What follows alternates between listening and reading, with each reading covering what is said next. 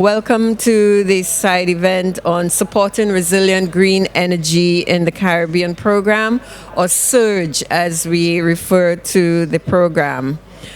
The side event will commence with a short statement from Mr. Andrew Hurst, Executive Director, Climate Finance from Global Affairs Canada.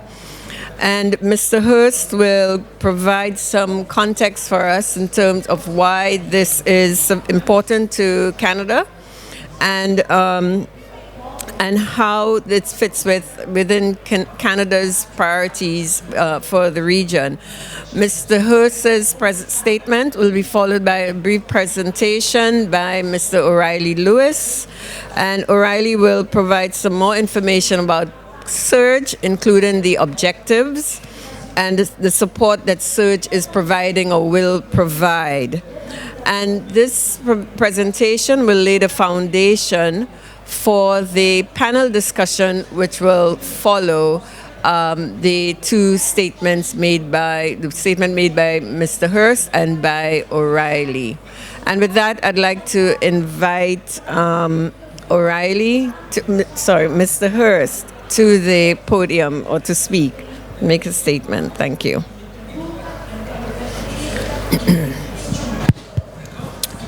Thank you, Valerie. Good morning, everyone. Ladies and gentlemen, thank you very much for organizing this event and for having us here today. As most of you should be well aware, Canada really values the long-standing relationships that we have with the Caribbean and all the countries within it. And we see and understand why support for the energy transition is so critical to the region itself. We know that the region is highly dependent on imports of fossil fuels for meeting its energy needs. And we also know that it's made very ambitious commitments to reduce emissions in line with its NDCs.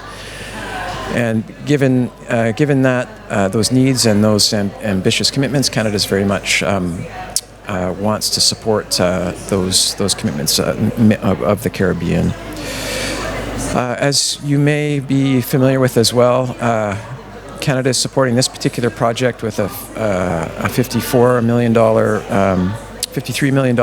loan, along with a $5.4 million technical assistance facility, which we can get into the details of a bit more later on. And we're working very closely in partnership with the Caribbean Development Bank, who is bringing its own resources to support the many initiatives which SURGE will finance in the region. And I think we'll be hearing an update on some of those projects that are being supported today. On Canada's side, this project is part and parcel of our much larger $5.3 billion climate finance commitment that was made in 2021. It was announced by our Prime Minister, and is really at the heart of our support for mitigation and adaptation efforts around the world. The Caribbean, as I said, is a long-standing and important partner for Canada in this effort, and we're very happy to see the SURGE project as being the first initiative that Canada has with the Caribbean Development Bank through the use of our climate finance. So maybe I'll just stop there. Thank you again, and I look forward to the discussion this morning. Thank you, Mr. Hurst. All right. Good morning. Good to see you here today. My name is O'Reilly Lewis. I'm the Director of Projects at the Caribbean Development Bank. And I'm here to provide a little bit more detail as to the SURGE program. Specifically, why was SURGE designed the way it was designed? And this is to do with the preparation, development, implementation of sustainable energy projects in the Caribbean, the kind of challenges that we face, which typically results in higher capital costs, inadequate climate resilience built into the projects, and of course delayed investments.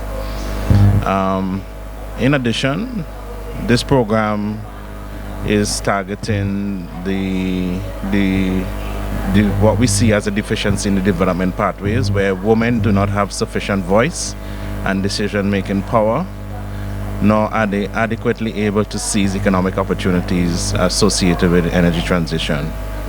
So the SURGE program seeks to address these barriers through concessionality of the investable resources. So they are concessional funds and grant for the loans and grant funding, and that's would be targeted towards strengthening local capacity.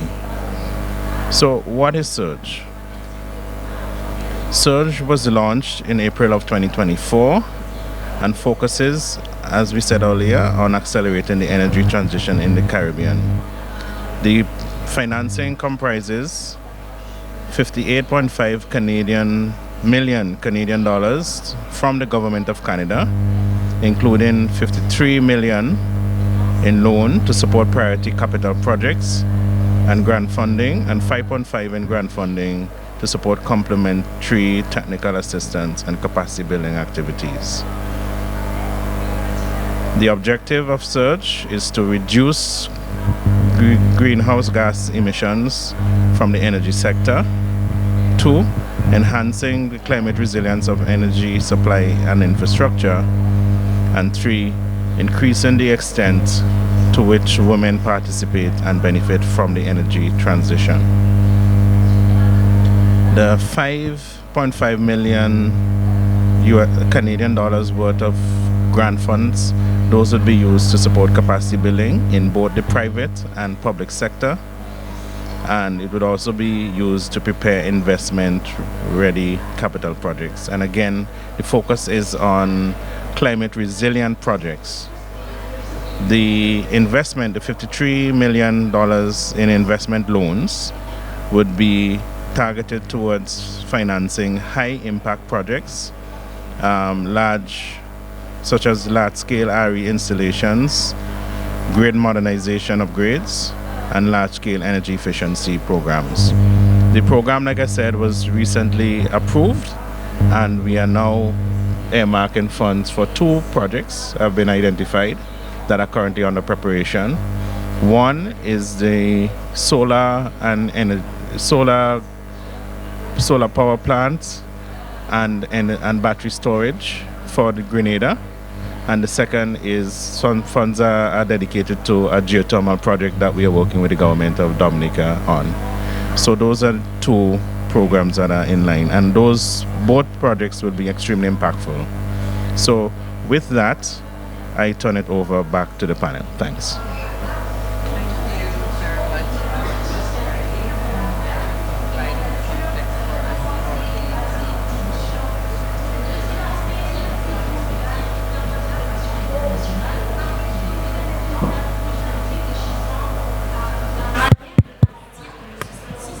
Thank you. So thank you, Andrew and Riley, for providing the context for the panel discussion for us.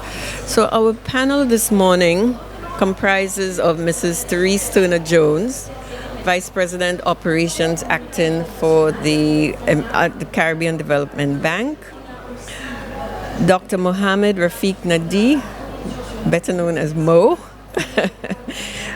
Executive Director for the Caribbean Center for Renewable Energy and Energy Efficiency, Andrew Hurst, who you heard a little earlier on, and as we indicated before, Executive Director, Climate Finance, Global Affairs Canada.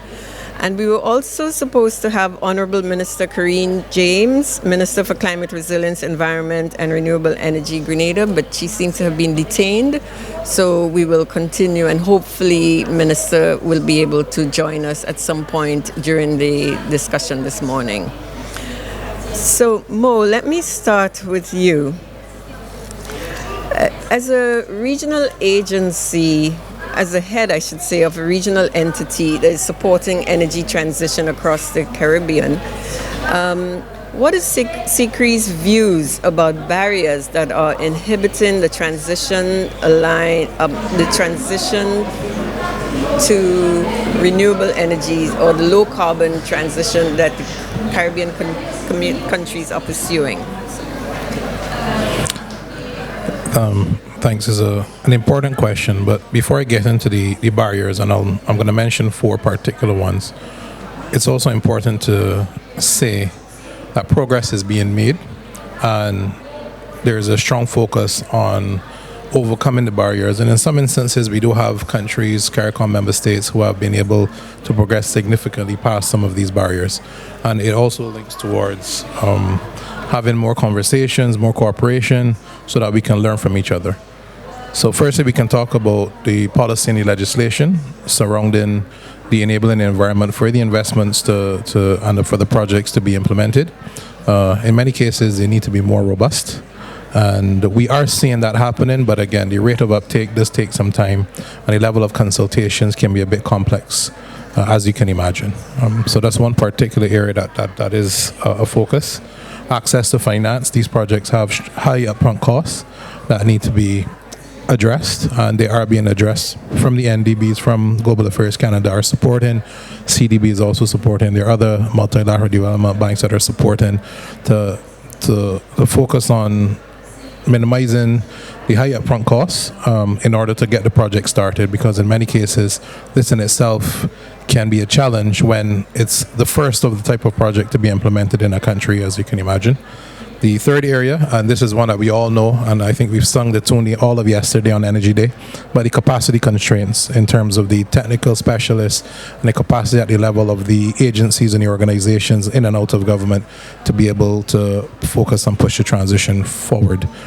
It is a major concern for us, and I think that if we're going to speak about a just transition and a transition that brings everyone forward, we need to address this and be able to identify the human persons to be able to take it forward and continue with the transition. And finally, from a much more technical standpoint, I'd have to talk about the age of the grids and the challenges we're having with our national grids, in that they're not necessarily set up to be able to have such a high uptake of renewable energy technologies into their system. And you then are met with the new challenges of battery storage, regulation of energy that comes in on a consistent basis, and other challenges that you can imagine that really are barriers to the energy transition.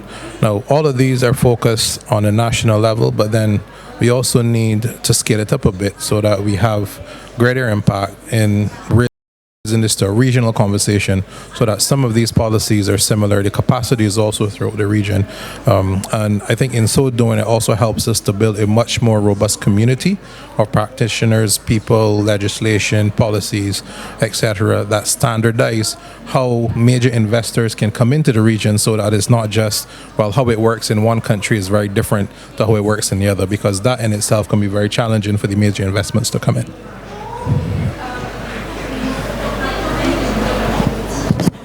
Thank you, Mo.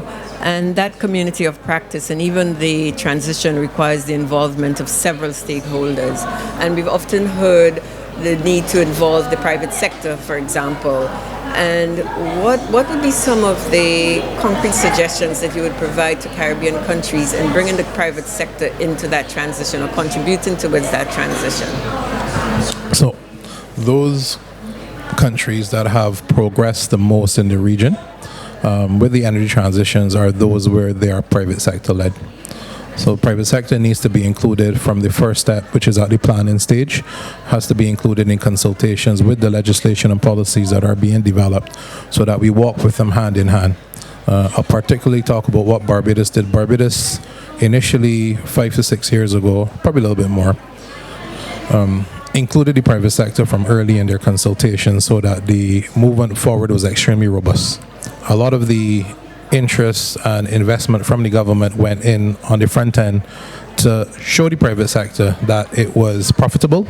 And once, because obviously, our private sectors are very risk averse in the region, simply because we're not as large and robust as larger countries. So you really have to be able to pave a way forward to show them that there is profitability and there's a bottom line for benefit. And I think in doing so, the private sector themselves really came to the front. And what we are seeing is a huge transition of renewable energy resources into Barbados at the moment, to the point where there's just about 60 megawatts of renewable energy projects that are completed, but cannot be connected to the grid, and another 200 or so odd megawatts that have received licenses, but until we're able to unlock the grid, and unfortunately they're not going to be in a position to be able to continue with the transition. It's a good problem to have because it's been just a tremendous amount of progress seen, and it's just now to focus on the technology storage and the battery storage. So I think inclusion of the private sector from the start and at every single stage of the transition process is where how we can get them involved, and to be able to show them profitability and also savings in the case, because we don't want to ignore MSMEs as well in this discussion, in that the savings that they can have by simply being able to transition. If we're going to talk sectorally, I'll talk about tourism particularly, but green businesses is really a huge thing. It's a huge market that tourists do focus on when they're looking to travel to countries. And we do know that there are quite a few hotels that go ahead and try to achieve green awards, as it actually gives them a cutting edge above other hotels or the hotels of choices for them to stay at. So I think simple initiatives of this nature that are robust around a green transition and climate resilient focus is also ways to get the private sector involved, because they're able to see the benefit of being environmentally responsible. Thank you, Mo. You know, yesterday during one of the sessions, there was discussion on the private sector and the fact that when we speak about the private sector, we sometimes think of them as being homogeneous, but that is not the case. So as you rightfully said, you start from some of the smaller actions that can be taken and you build up to the ones that, for example, Barbados. So I want to turn to Andrew now. Having regard to the comments from Mo on how one can leverage the private sector and have some more effective types of interventions, what is it that Canada, what perspectives does Global Affairs Canada have in terms of engaging with the private sector, and how in the Caribbean, how can we enhance the involvement of the private sector in the transition process? Thanks. And first of all, I just like to say I really appreciated the way that Mo broke down the different elements of the private sector, and that it absolutely is true, as you say, that we sometimes talk about it as if it's a monolithic sector, but there are many different actors, many different scales. On our side, as a donor to these kinds of initiatives, one of the big things we try and do is to recognize, particularly the role that the private sector has and can play on the financing side. And there's a couple of things here that we try and do with our finance. The first is to, as Mo mentioned, support initiatives that can demonstrate the viability of certain kinds of projects. And we see this, the support that we've provided the Caribbean Development Bank. We have similar initiatives with a number of the other multilateral development banks in different regions. And we've seen how, in some cases, the ability to demonstrate the viability of markets or the viability of technologies is actually has a demonstration effect, and the private sector can come in after. There's also this question of risk, and our concessional funds are used in a way that can help buy down the risk, or at least mitigate some of the risks, whether it's perceived risk or actual financial risk, to make some of these projects viable. There is competition for private finance. There are many other initiatives like this going on within the broader hemisphere and elsewhere in the world. And as we know, finance is mobile, and they will look for projects that make sense. The last thing to say is, in terms of engagement, again, building on Mo's comments, is seeing the actors that aren't necessarily always thought of, but that do have a stake in these energy transitions and are seeing opportunities, whether it's in the tourism sector or some of the other kind of secondary or even tertiary actors who can fill niches, whether it's on the construction side or on the skills side, to take advantage of these things. And as a donor, we're very much looking forward to opportunities to be able to finance and support the private sector who are willing to step up and engage on those kinds of issues. Thank you very much, Andrew. So we've talked about the investment aspect of the program, but Surge also includes a sizable technical assistance element, which would help countries sort of strengthen the enabling environment, the policies, and all these other aspects which drive success or effectiveness of these sorts of programs. So can you speak to why this is so important, and how do you think Surge can make a difference in this regard?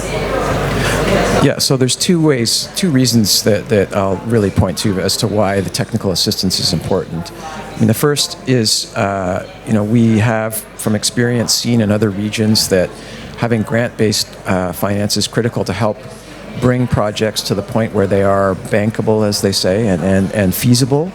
And that does require some grant resources, and so the technical assistance facilities tend to be very important to allow for those pipelines to be developed that can create things that can be financed in the first instance.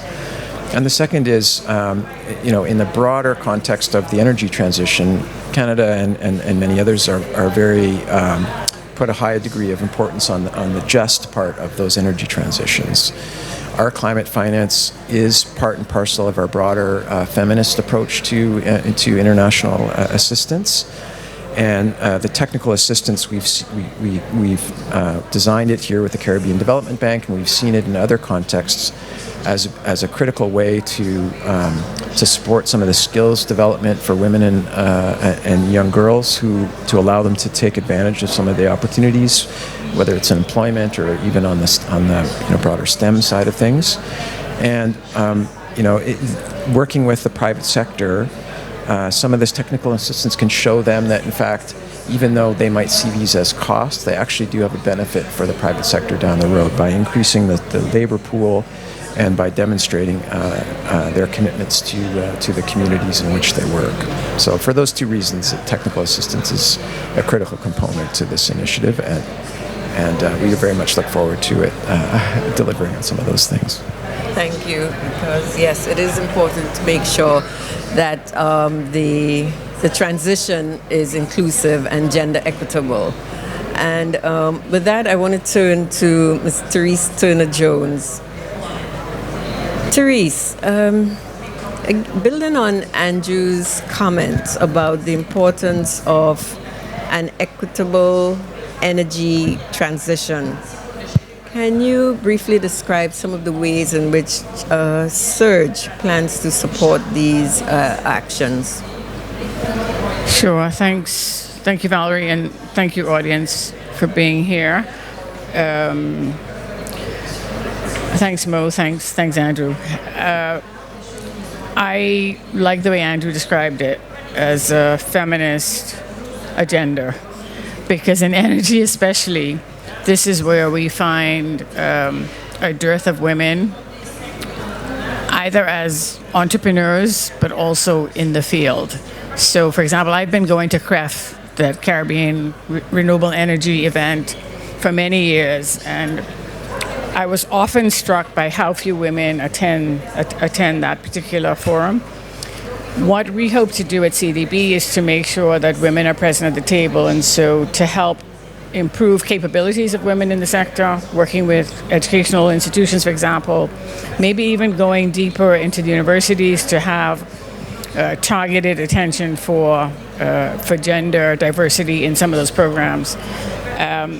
Given that women, especially in the Caribbean, not just half of the population, but women are huge decision makers in families. And so decisions around how households adjust to renewable energy or adjust to the idea of energy efficiency, it would be important that we get the word out to families, to women who are heading households, that this is an important issue. As I'm looking around at these images in this room, for example, and the Wigton farm comes to mind in Jamaica, back to something Mo mentioned earlier about what this energy transition is going to look like across the region. It's not just focusing on decarbonization, but looking at decarbonization away from fossil fuels, but what kind of energy mix can we envisage for this region? Geothermal, wind, PV, solar, all of those are issues that I think are areas where this transition can happen faster. But can only happen faster if, one, we create the awareness of what it is that we need to be doing in the region, but also, two, that we have the capabilities at the source. So I think on the gender equality side, educating women, having more female engineers, having women invested in STEM education, I think, would help us adjust faster. And I say that because I go back to the point about who makes the decisions in households in the Caribbean. A lot of the times it's women making those decisions. Policymakers, of course, are making the broader decisions around how fast we transition to renewable energy. But I think at the household level, at the community level, it's really women who can drive that even faster for us. So very, very important that we have Surge as a partner, Canada as a partner in this particular program to do some of that work.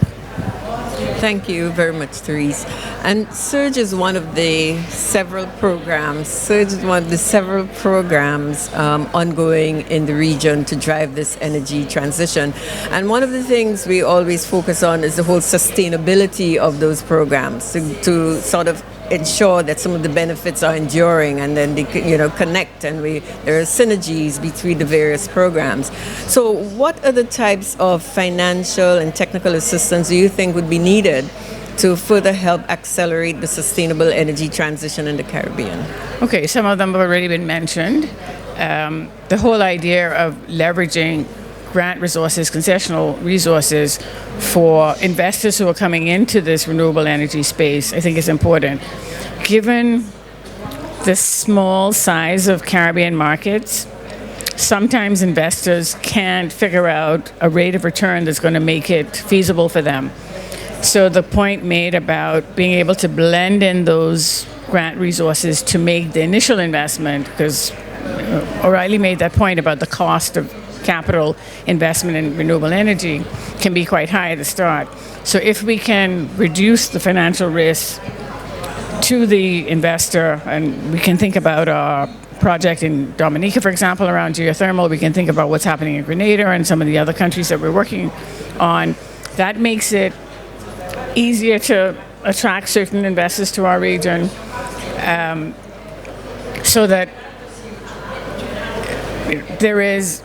we're eliminating some of the financial risks that they see as a barrier to putting capital into those businesses. So I think that's important. A lot of these renewable energy projects may revolve around a PPP, public-private partnership model.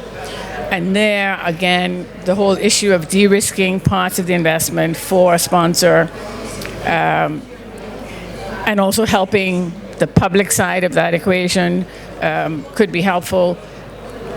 The issue of trying to de-risk exchange rate risk, for example, could be something that if blended finance is in there to help reduce the costs for either the sponsor, the off-taker who's selling the energy, whatever we can do to make this investment more attractive for all parties, I think will be important. And I think this is the kind of donor participation and collaboration we need to make these projects work and feasible in our region. Thank you. And I'm going to pose this last question to Mo and to Andrew. And we've heard of barriers. We've heard several means to address some of those barriers. But I want to ask both of you, what do you think the MDBs can do? What should NDBs be doing more of to drive this transition, to better engage with the beneficiary, the countries? A couple of weeks ago, I heard someone saying this just transition is really not relevant to the smaller countries. Exactly. You hear a lot of conversations and comments made. But what do you think MDBs can do better, and even maybe some of the countries, to promote this whole just transition and get a better understanding throughout the region? Thanks. So maybe you can consider a plug for CDB, but it's the truth in that the MDBs are doing it. I think that's the most important thing that we have to put on the table. As Therese would have mentioned, there's the focus on technical assistance, which supports creating that encouraging environment for investments. It helps at de-risking, it helps at building the capacity, it helps supporting not just at the level of national scale with government, but also throughout every single stage, especially with support to the regional organizations. And for CCRI, CDB is our strongest partner because we work very closely with them to support and push the energy mandate. So I think that the support that they've been providing has been extremely strong, and we see it to continue even in 2025 and beyond. And obviously then on the back end, supported then by the sustainable financing that comes in to be able to look at the tangible projects that are being implemented is really strong support. I really cannot think of an area except maybe more grants for CCRI. Technical assistance to support more of the work that we need to do. One particular area I'd like to focus on in 2025, and I know that CDB does it as well, but working in partnership with CIRCI is to really develop a detailed pipeline of regional projects with the view of aggregation and investment. And I think that is an area that I believe CCRI is well mandated and supported to do, and obviously CDB in a position as well to be able to support. And I think the aggregation and investment is very important because we need greater market share. And I think I've said this a lot yesterday, so persons who were here yesterday may say I said it already, but it's important. We need greater scalability to access the technologies for the investment. And in so doing, we're able to attract the technologies at a value that is more affordable than what we're actually being able to access today. And possibly a relationship with the MDBs in that process to support CCRI to push that forward. And I'm speaking about a detailed pipeline of projects, so we have an intimate understanding of what the region is seeking to achieve and where each country is as well. But it's very important because we may understand the pipeline of projects, but timeline is also very important because you don't want to do pool procurement in a way that we have technologies that are just sitting there over a period of time. So maybe engaging with CDB on a project of that nature and with other MDBs, I think would be very important. I'm not going to exclude Global Affairs Canada. What I'll also say is one project that I'm most proud of when I was with the UNDP was the Engender project. So I saw it through, I left in August and the project ended in August, and that particular project really made an impact for the region within the context of climate resilience and disaster. And I mention it because both my colleagues have mentioned gender and looking at vulnerable groups and populations and including them at every step of the way. And we also have to, as mentioned by them, we have to include them for the energy transitions, both for energy mitigation, but mainly energy adaptation, so that they're also able to benefit. And I personally think that a project similar to Engender, linked towards the energy transition, would be very beneficial for the region, and hopefully maybe something food for thought in the future from Global Affairs Canada of developing a similar project for the help. And the reason why I found that project to be extremely impactful was because although it was a multi-country project or regional project, because it covered, I believe, nine countries in total, every country that you went to, and gender meant something different to them, because it met the people, it met the women, it met the girls, it met the vulnerable populations where they were. And in so doing, it had the impact that you wanted it to have. It's very easy to just have a project and you're going to cut and paste it across countries. But if you take the time to understand the nuances of what is happening, I do believe that you have much greater impact. And the benefits of that project are actually being seen significantly even after the project would have finished. And I remember speaking, and I'll end here because I know the time is tight. I remember speaking to one particular counterpart from one of the OECS countries. And when I first met her, she started to cry. She worked with the government. She said before Engender, nobody took gender seriously within the countries. And at that point, she was part and parcel, the only individual within the government focusing on gender inclusivity into the work that they're doing, to the point now that it has expanded to a team of 4. And you know, within national governments, having a team of 4 is quite significant, given the capacity constraints. But I say all that to say is that I think all partners are playing the role that we need to play. But fundamentally, I think just being able to push the envelope a little bit further will happen, and just being a little bit more creative and having the collaboration between the countries so that we go forward as a meaningful team, as opposed to focusing on this separated country by country. I think we'll have a greater impact. I'll stop there. Thank you, Mo. Andrew? Thanks. I think there, in terms of answering your question on what more MDBs could do, I mean, there are two things, I think, and they come under, they both relate to the question of collaboration and coordination. Hopefully most of you are aware that there's a big push on that Canada and many other countries have been making to make the system, international climate finance architecture, work more effectively and efficiently together to avoid overlaps, avoid duplication. And this is something that applies, I would think, to the Caribbean as to any other region. There's two ways that this could happen in practice. One is on the access to finance side. We know the Caribbean Development Bank obviously is the partner of choice for many countries, but it's not the only institution in the region. Are there ways that the CDB and other institutions like the IDB can partner in places where it's appropriate and it makes sense to facilitate access to finance for countries in the region? I know there are certain examples of where there have been very practical arrangements put in place, co-location of offices, for example.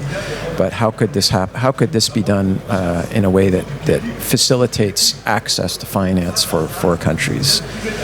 The second thing is on the knowledge side, and this is whether it's in looking for ways to help governments work through the in some cases, very complicated changes to the regulatory environment, to the fiscal frameworks that they have to put in place to ensure that the energy transition happens in a way that's sustainable and that the energy that's generated is affordable for both for governments and for citizens in these countries.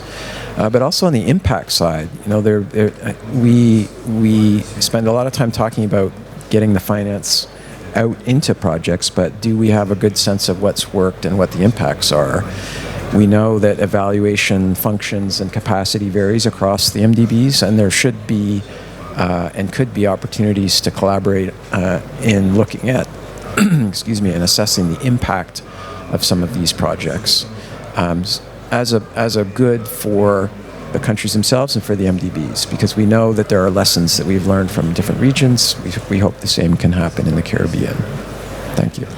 Thank you very much, Andrew. And Teresa, I'm going to give you the last word. Before I turn over to the audience, we've heard Mo mentioned about the readiness of projects and how about having a detailed pipeline could support that. We've heard Andrew talk about the access to finance, the importance of the knowledge building, the collaboration, not just among the countries, as Mo mentioned, but also among the partners to have the sort of effective outcomes that are expected with the just transition. So I'd like to now end with your views on how this could be better facilitated. Thanks.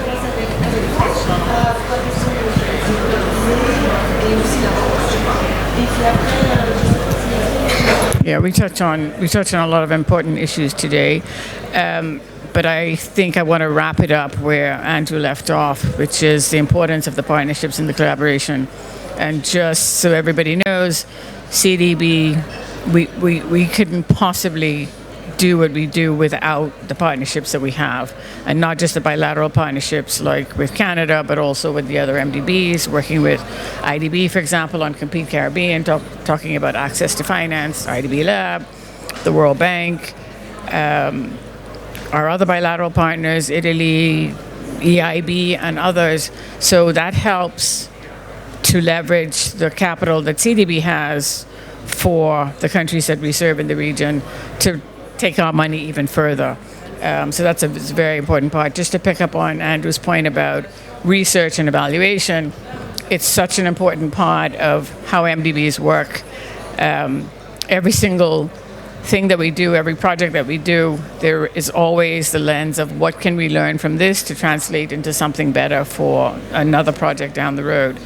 So impact evaluations are very expensive, but evaluations in general inform how we do our work better, to make sure that at the end of the day, the objectives are being served. These projects are not just to get money out the door, but these projects are to impact the lives of people living across the region. It doesn't matter where they are, in urban areas or in rural areas, indigenous communities, vulnerable groups, women, everyone in Caribbean society. So I think those 2 points, collaboration, research, learning from what we're doing, and continuing to always be pushing the envelope on how we can do things better. And finally, just to say, I think CDB is doing all it can and will continue to do to make sure we can improve the way we work, to be more efficient, to get our resources in the countries to benefit the people of this region in a faster way. And that idea of continuous improvement, I think, is something that is permeating the bank. So, yeah, Valerie, I think on that, thank you very much. Yeah, thank you, Therese. And we have about 4 minutes, so audience, turn over to you. Any questions, any comments that you...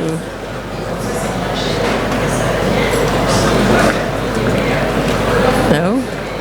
Okay.